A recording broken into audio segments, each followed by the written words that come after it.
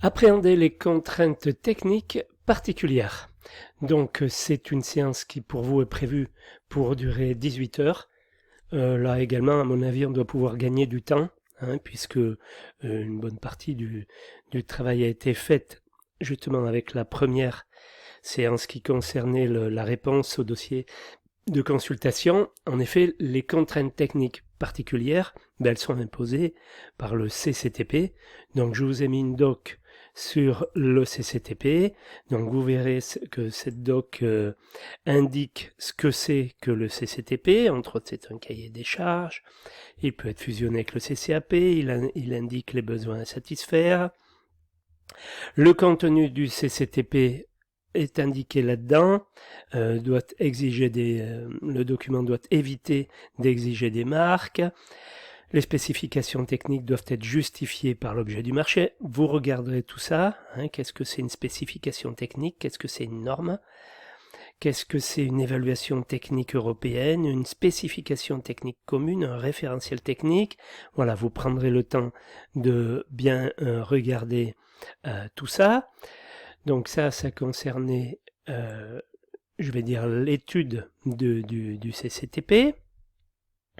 Je vous ai mis quelque chose également sur les cibles HQE. Vous regarderez de quoi il en retourne, parce que ça, vous y serez confronté.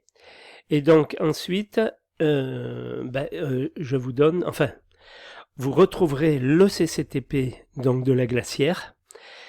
Vous retrouverez donc dans ce CCTP ce qui va être important pour vous, ça sera la première partie du CCTP.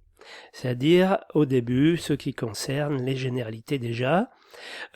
Toujours pareil, contraintes techniques, ça va être tout ce qui va imposer, tout ce qui va coûter à l'entreprise. Voilà.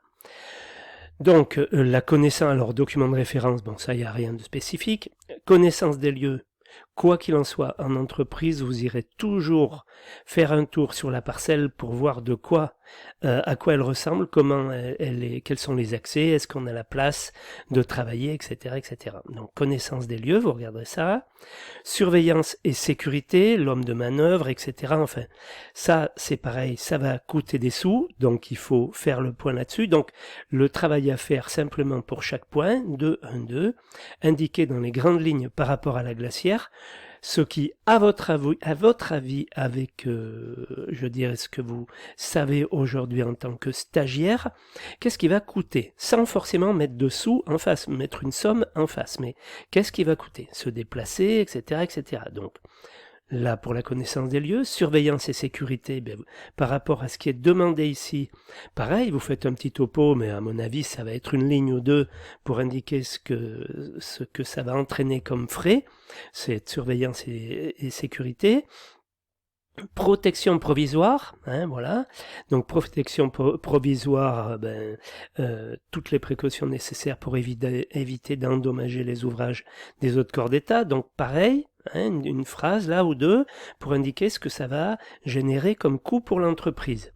Tenue du chantier, voirie existante, pareil, donc là, nettoyage des roues des camions, donc indiquer, pareil, comment ça va se passer pour que tout soit tenu propre aux abords du chantier.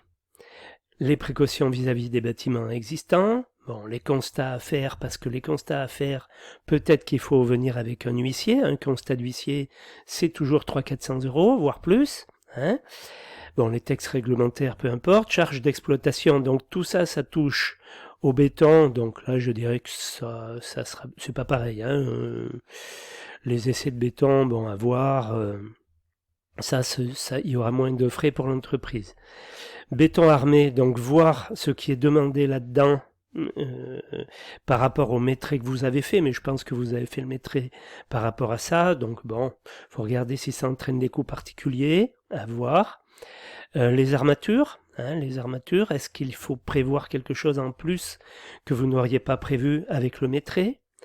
Classification des coffrages, ça c'est important parce qu'en fonction du parement, on a le parement A, B, C, D, on va avoir donc plus de précautions à prendre au moment du décoffrage, au moment du coffrage, au moment du décoffrage, donc tout ça, ça va entraîner des sous, hein, donc il faut en parler. État de la surface des dallages, idem. Hein, voilà, tolérance dimensionnelle, bon, ça, on le connaît, ça va pas entraîner de frais particuliers. Les blocs à utiliser non plus, hein, ça va aller. Bon, les terrassements, enfin après on commence dans vraiment le travail avec les terrassements, les canalisations. Donc là, c'est plus tout à fait pareil. Voilà. Après, en principe, dans votre maîtrise, vous avez dû prendre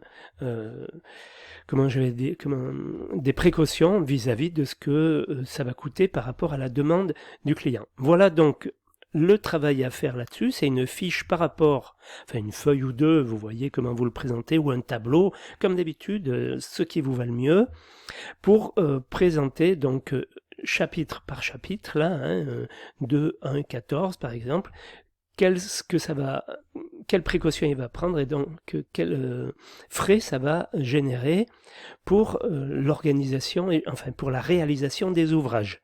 Voilà. Donc effectivement pour ça, on a donc au départ on a dit 18 heures. Non. Là vous allez y passer une journée maximum.